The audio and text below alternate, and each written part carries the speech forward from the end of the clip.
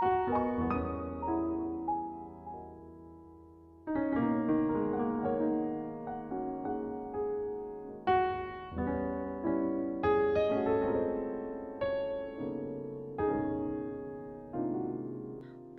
সেই দিনের কথা ভুলবো কি রে, হায় ও সেই চোখে দেখা প্রাণের কথা, সে কি ভোলা যায়?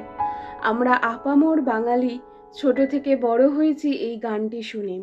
রচয়িতা অবশ্যই বিশ্বকবি রবীন্দ্রনাথ ঠাকুর।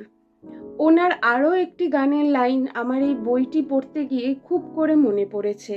সেটি হলো, যে পথে যেতে হবে সে পথে তুমি একা, নয়নে আধার রবে ধ্যানে আলোক রেখা। এই দুটি উক্তি বা লাইনগুলি বহু বহু বছর আগে রবীন্দ্রনাথ ঠাকুর রচনা করেছিলেন। আমাদের বাংলা সাহিত্য কতটা সমৃদ্ধ তা বুঝতে বেশি কিছু করতে হবে না, শুধু একবার রবীন্দ্রনাথ ঠাকুরের রচনাগুলির দিকে এক নজর দিলেই বুঝতে পারা যায়। আমরা সাধারণ মানুষেরা এক জীবনে যতটা না পড়ে উঠতে পারি, উনি তার নিজের একটি জীবনে তার চেয়ে অনেক অনেক বেশি রচনা করে গেছে। পড়তে ততটা সময় লাগে না যতটা না রচনা করতে সময় লাগে। এটা ভাবতেই আমার কিরকম গায়ে কাঁটা দিয়ে ওঠে। একটা মানুষ কি পরিমাণ ট্যালেন্টেড হলে এটা করতে পারা যায়। আমার মনে হয় না এরকম ট্যালেন্ট বিশ্বে সত্যি আর কোথাও খুঁজে পাওয়া যায়। এবার আসি আজকের আলোচ্য বইটির কথায়। প্রথমেই বইটির কিছু ফ্যাক্ট আপনাদের সাথে শেয়ার করে নিই। বইটির সাইজ মিডিয়াম, দেখে বুঝতে পারছেন বইটির সাইজ পুরো মিডিয়াম, খুব ছোটও না আবার খুব বড়ও না। অর্থাৎ যেরকম অন্যান্য বইগুলি হয় সেরকমই বইটি দেখতে আর কি, সাইজের দিক থেকে। বইটির লেখক রাজা ভট্টাচার্য। আচ্ছা, বইটির নাম হলো বেলা অবেলা। এই নামের পেছনের কারণটা আমি পরবর্তীকালে আপনাদের সাথে শেয়ার করব। আপাতত না, বেলা অবেলা লেখক রাজা ভট্টাচার্য। এর আগে আমি রাজা ভট্টাচার্যের লেখা ঐক্যতান বইটি পড়েছি। এই ঐক্যতান বইটি পড়তে গিয়ে আমার সবচেয়ে যেটা ভালো লেগেছে লেখকের, সেটা হলো লেখকের লিখন শৈলী বা লিখন শৈলী। ভীষণ সাবলীল লেখা, সাদামাটা অথচ মনের গভীরে দাগ কেটে যায় এমন একটি লেখা লেখকের। বইটি পড়ে আমি অভিভূত হয়েছিলাম, অর্থাৎ ওই ঐক্যতান বইটি পড়েও আমি অভিভূত হয়েছিলাম। ঠিক তেমনি বেলা অবেলা বইটি পড়েও কিন্তু আমি পুরো মুগ্ধ হয়ে গেছি। তাই ওই ঐক্যতান বইটি এতটাই ভালো লাগে যে আমি ঠিক করি পরবর্তীকালে ওনার লেখা আরও বই আমি সংগ্রহ করব এবং পড়ব। তার মধ্যে বেলা অবেলা অন্যতম সংগ্রহিত বই আমার। বইটি অন্তরীপ প্রকাশনী থেকে প্রকাশিত। এর মুদ্রিত মূল্য 299 টাকা, অর্থাৎ 300 টাকা। এই যে এখানে লেখা আছে 299 অর্থাৎ 300 টাকা, এবং অন্তরীপ থেকে প্রকাশিত। বইটির প্রচ্ছদটি খুবই সুন্দর, আপনারা দেখতে পাচ্ছেন এই যে প্রচ্ছদটি খুবই সুন্দর। একজন ঠাকুমা বসে আছেন এবং ওনার সামনে কয়েকজন ছেলে বসে আছে, এই যে দেখতে পাচ্ছেন নিশ্চয়ই। পাশে রয়েছে একটি টেবিলের ওপর রাখা একটি রেডিও, যেটা আমাদের এখনকার সময় প্রায় বেমানান, আমরা দেখতে পাই না বললেই ভালো হয়, হয়তো কারোর স্টোর রুমে পাওয়া যেতে পারে, কিন্তু এই বইটি যে সময়কার কথা বলবে সেই সময় এই রেডিও কিন্তু ভীষণভাবে চলনশীল। এই প্রচ্ছদটি দেখলেই বুঝতে পারা যায় যে এটা ঠিক ওই মহালয়ার দিন সকালে যখন রেডিওয় মহিষাসুর মর্দিনী বা মহালয়া শোনা হয় সেই সময়কার একটি চিত্র। বাড়ির বড়রা বা বয়স্করা যারা নিচে বসতে পারে না, তারা মোড়া, আরাম কেদারা বা চেয়ারে বসে মহালয়া শোনেন, এবং বাহাগিরির ছোটরা তারা উঠোনে বসে বা অর্থাৎ মাটিতে বসে সেই মহালয়া শোনে। তখনকার দিনে মনে করা হতো যে মহালয়া শোনা খুবই পবিত্র একটা কাজ এবং সেটা শোনা অবশ্যই দরকার। এবং এইভাবে বাড়িতে থাকা যুগ যুগ ধরে চলা এই রেডিওগুলির মাধ্যমে সেই মহালয়া প্রত্যেকে শুনতো, বাড়ির ছোট থেকে বড়, সেটা ঘুমিয়ে হোক জেগে হোক, প্রত্যেকে শুনতো। এই প্রচ্ছদটি বইটির যে মূল থিম তার সাথে খুব ভালোভাবে চলে যায়।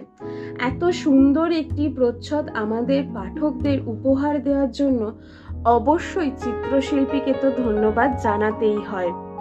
এবং এই যে প্রচ্ছদ, এই প্রচ্ছদের চিত্রশিল্পী ওঙ্কারনাথ ভট্টাচার্য, ওনাকে আমার আন্তরিক ধন্যবাদ এত সুন্দর একটি প্রচ্ছদ আমাদের উপহার দেওয়ার জন্য। বইটিতে মোট 240টি পৃষ্ঠা রয়েছে। পৃষ্ঠাগুলি একটু হলদেটে ধরনের, যা বইটিকে আরো সুন্দর করে তুলেছে। এখন হয়তো আপনারা ফোনে দেখে বুঝতে পারছেন না, কিন্তু যখন বইটি আপনারা হাতে নেবেন তখন বুঝতে পারবেন যে পৃষ্ঠাগুলো বেশ মোটা এবং একটু হলদেটে টাইপ। এই বইটির দুই মলাটের মধ্যে পাঠকেরা 4টি বড় বড় গল্প পাবে। এই যে আমি সূচিপত্রটা দেখিয়ে দিচ্ছি, এই যে 4টি বড় বড় গল্প আছে। এই 4টি গল্পে আমরা 2টি টাইমলাইনকে দেখতে পাবো। প্রথম সময়কালটি 80 দশকের একটি মফস্বলের চিত্র দেখায়।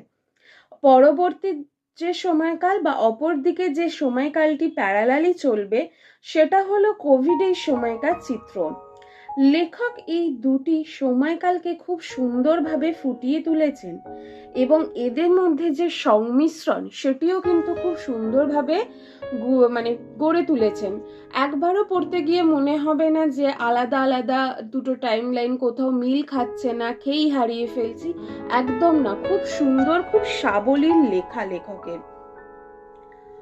অন্তরীপের বিভিন্ন পূজাবার্ষিকীতে এই গল্পগুলি প্রকাশিত হয়েছিল এবং পরবর্তীকালে 2 মলাটের ভিতর এদের বন্দি করা হয়েছে। এবং এই কথামুখ যে লেখাটা, সেখান থেকেই আমি জানতে পেরেছি, কারণ পত্রিকাতে আমি লেখাগুলো পড়িনি, আমি সোজা একেবারে বই আকারেই পড়ছি। এবার প্রতিটি গল্প আমি অল্প অল্প করে আপনাদের সাথে শেয়ার করব, মানে আমার পার্সপেক্টিভটা। প্রথমেই আসি গোড়ার গোয়েন্দাগিরি।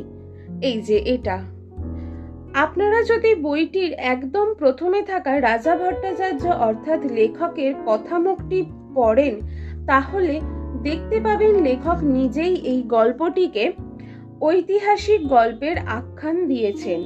তিনি বলেছেন এই গল্পে বর্ণিত পরিবেশ আজকের সময়ে দাঁড়িয়ে ইতিহাসই বটে।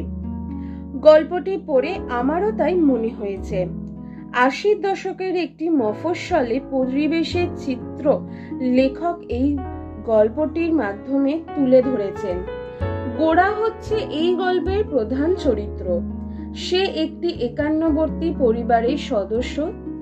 একান্নবর্তী পরিবার আজকালকার যুগে দাঁড়িয়ে ভীষণই দুর্লভ এবং বিরলতম একটা বিষয়বস্তু, কিন্তু তখনকার সময় একান্নবর্তী পরিবারেরই রমরমা ছিল।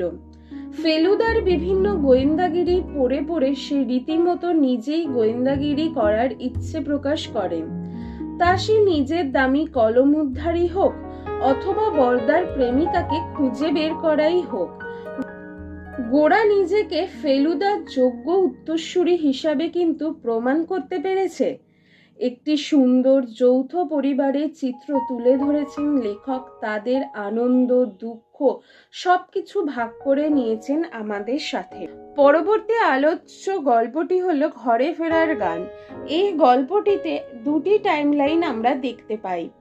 একটা এখনকার সময়ের, অপরটি 80 দশকে, যেখানে মফস্বলে বেড়ে ওঠা বিল্টুর অঙ্কের ভয়ভীতি জানতে পারি। বহু এফোর্ট দেওয়া সত্ত্বেও সে যে কিভাবে প্রত্যেক বছর অঙ্কে 100তে 37 পায় তা সত্যিই কেউ বুঝতে পারে না, বা আমরা জানতে পারি। এবং অদ্ভুতভাবে এই 137টা কখনো 38ও হয়নি বা 36ও হয়নি। এবং এর সঙ্গে জানা যায় যে তার নাম হয়ে গিয়েছিল এবারেও 37, যেটা বন্ধুরা আমাদের মজা করে ডাকে। এবং ও প্রত্যেক বছর যেহেতু অঙ্কে 37 পেত, তাই এটার নাম করে দিয়েছিল তার বন্ধুরা, নামকরণ বন্ধুরাই করেছিল যে এবারেও 37। অপরদিকে দেখতে পাই ঐশিককে। তার মা প্রচণ্ড কড়া ধাতের মহিলা এবং সেজন্য সে তার মাকে খুব ভয়ও পায়, কিন্তু তার বাবার সাথে খুব ভাব। ভীতু নির্বিবাদী মানুষটিকে সে খুব কাছের মনে করে। এই দুটি সময়কালকে লেখক খুব সুন্দরভাবে মিলিয়ে দিয়েছেন। এই বইয়ের তৃতীয় পাঠ্য গল্পটি হলো নাছোড়বান্দা। আদ্যপ্রান্ত শহুরে মানুষ অনল 25 বছর বয়সে স্কুলের চাকরি নিয়ে আসে একটি গ্রাম্য এলাকায়। 2 ঘন্টা যাওয়া এবং 2 ঘন্টা আসা, অর্থাৎ 4 ঘন্টার ট্রেন জার্নি করে রোজ আসতে হয় স্কুলে। সে ঠিক করে এসেছিল পরবর্তী এসএসসি পরীক্ষায় পাশ করে বাড়ির কাছের কোনো স্কুলে সে ট্রান্সফার নিয়ে নেবে। কিন্তু ওই মায়া যা কাটানো বা উপেক্ষা করা অত সহজ নয়। ছাত্রের বাড়ির মাছ ধরতে যাওয়াই হোক কিংবা স্কুলের ছাত্রদের নিয়ে বাহাদুরের অনুপস্থিতিতে স্কুলের গাছের পরিচর্যা করা, সবটাই ধীরে ধীরে তাকে ওই স্কুলের সাথে এক অবিচ্ছিন্ন মায়ায় বেঁধে ফেলে। স্কুল জীবনের 20 বছর পার করে যখন কোভিডের সাথে মানুষ লড়তে শুরু করে, তখন বুঝতে পারে কর্মস্থলটিও কখন যেন তার কাছে আরেকটি বাড়ি হয়ে উঠেছে। কোভিডের পর স্কুলের ফাঁকা মাঠটা যেন অনল স্যার সমেত অন্যান্য স্যার ম্যাডামদেরকে হন্ট করে। সারা মাঠটায় যখন একসময় প্রায় 1200 স্টুডেন্ট কিলবিল করত, সেখানে মাত্র 12 জন বা 14 জন স্টুডেন্ট থাকা সত্যিই হন্ট করার মতো বিষয়। তাই সবাই মিলে সেই মাঠটিকে গমগমে করে তুলতে অঙ্গীকারবদ্ধ হয়ে ওঠে। দুটি সময়কালের যে মিশ্রণ লেখক এই গল্পে করেছেন তা আমাকে সত্যিই মুগ্ধ করেছে। সত্যিই খুব সুন্দর। আমি বলছি বলে হয়তো আপনারা অনেক বুঝতে পারছেন না, কিন্তু পড়তে গিয়ে বুঝবেন যে এই দুটি সময়কাল খুব ভীষণ ভালোভাবে উনি ফুটিয়ে তুলেছেন। এবং এই গল্পটি পড়তে গিয়ে কোথাও গিয়ে আপনার চোখেও হয়তো জল আসবে, আপনার মনটাও ভারাক্রান্ত হয়ে উঠবে। এবং এই যে 4টি গল্প এখানে আছে তার মধ্যে এই নাছোড়বান্দা গল্পটি আমার সবচেয়ে ভালো লেগেছে। যদি রেটিং করতে হয় তাহলে আমি বলবো নাছোড়বান্দা 1 নম্বরে। প্রত্যেকটি গল্পই সুন্দর, আমার খুব ভালো লেগেছে, বাট নাছোড়বান্দাটা কোথাও গিয়ে আরেকটু বেশি ভালো লেগেছে। এবার পরবর্তী এবং শেষ গল্প, আছে দুঃখ আছে মৃত্যু। ঠিক, একদম ঠিক কথা, যে সুখ থাকলে দুঃখ থাকবে, জন্ম থাকলে মৃত্যু থাকবে। কোনোটাই আমরা টলাতে পারবো না, বা কোনোটাকেই, জন্ম এবং সুখ দুটোকেই যখন গ্রহণ করেছি, মৃত্যু এবং দুঃখ দুটোকেই সমানভাবে গ্রহণ করতে হবে। এটাই জীবনের সবচেয়ে বড় সারমর্ম। প্রথম দিকে সময়কার গল্প, অর্থাৎ যখন লকডাউন হলো, কোভিড শুরু হলো, সব বন্ধ করে দেওয়া হলো, পুরো লকডাউন ঘোষণা করে দেওয়া হলো সারা দেশ জুড়ে, সেই সময়ের ওপর নির্ভর করে লেখক এই গল্পটা লিখেছেন। এই গল্পের মুখ্য চরিত্র সৌম্য একটি ছোটখাটো প্রাইভেট কোম্পানিতে চাকরি করে, এবং সৌম্য মফস্বলের ছেলে যেরকম হয়। এবং তার বাবা এই কোভিডের সময় খুব অসুস্থ হয়ে পড়েন, এবং তার বাবার কিন্তু কোভিড হয়নি, অন্য একটি রোগ হয়। বাট আমরা তখন কোভিড নিয়ে এতটাই ব্যস্ত ছিলাম যে অন্যান্য রোগ হতে পারে বা তার জন্য যে হসপিটালের প্রয়োজন, বেডের প্রয়োজন, সেটা আমাদের মাথা থেকে একটা সময় উড়ে গেছিলো, বা আমরা সেটা নিয়ে অতটা ভাবতে পারিনি। তো সৌম্যর ক্ষেত্রেও সেটাই, কোভিডের সময় ওর বাবার এমন একটা রোগ হয় এবং ওর বাবাকে হসপিটালাইজ করতে হয়। এই অসুস্থ হয়ে পড়া থেকে শুরু করে ওনার সৌম্যর বাবার সুস্থ হয়ে বাড়ি ফিরে আসে, এটা একটা দীর্ঘ জার্নি এবং সবচেয়ে বড় জার্নি হয়তো তার জীবনে।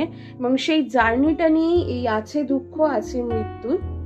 আমাদের অনেকেরই জীবনে বন্ধু বান্ধব কম থাকে, তো সৌম্য জীবনেও সেরকমই বন্ধু বান্ধব কম, এবং এই জার্নিটাতে ও কিন্তু অনেক অচেনা মানুষকে পাশে পেয়েছে। সেটাও একটা শিক্ষণীয়, যে বিপদে পড়লে অনেক চেনা মানুষ যেমন অচেনা হয়ে যায়, তেমনি অনেক অচেনা মানুষ খুব চেনা হয়ে যায় এবং খুব কাছের হয়ে ওঠে। পরিশেষে বলতে হয় লেখকের লেখনী আমাকে আবারও মুগ্ধ করেছে এবং প্রতিটি গল্পই খুব ভালো। বইটি পড়লে এই জেনারেশনের মানুষ যেমন 80 দশকের পরিবেশটা জানতে পারবে, আবার 80 দশকের যে জেনারেশনের যে মানুষরা আছে তারা এই বইটা যখন পড়বে, যাদের মফস্বলে ছোটবেলা কেটেছে, এখন হয়তো কর্মসূত্রে বা ও শহরাঞ্চলে এসে বসবাস, তারা কিন্তু এই তাদের যে ছোটবেলাটার সাথে একটা রিলেট করতে পারবে। এবং খুব সুন্দর লেখনী, ভীষণ ভালো লেগেছে আমার তো খুবই ভালো লেগেছে। এবং বইটির মধ্যেও অলংকরণ আছে, যেখানে যেরকম দরকার অলংকরণে কিন্তু খামতি একেবারেই নেই। প্রত্যেকটি গল্পের সাথেই কিছু না কিছু অলংকরণ আছে এবং খুব ভালো অলংকরণ, এবং এই অলংকরণগুলো কিন্তু ওমকারনাথ ভট্টাচার্যেরই অলংকরণ। পরিশেষে একটাই কথা বলবো, যাদের বইটি নেই তারা অবশ্যই সংগ্রহ করুন, একদম ঠকবেন না, খুব ভালো লেখা। মানে যারা থ্রিলার ছাড়াও অন্য ধরনের লেখালেখি পড়েন তাদের তো অবশ্যই বলবো, আর যারা থ্রিলার পড়েন কিন্তু অন্য লেখালেখি পড়তে চান তাদের বলবো এই বইটা দিয়ে শুরু করতে পারেন। তাহলে আপনার যে অন্য ধরনের লেখা পড়ার যে আগ্রহ সেটা হয়তো কোনো না অংশে বেড়ে যাবে, অন্তত এটা আমার ধারণা।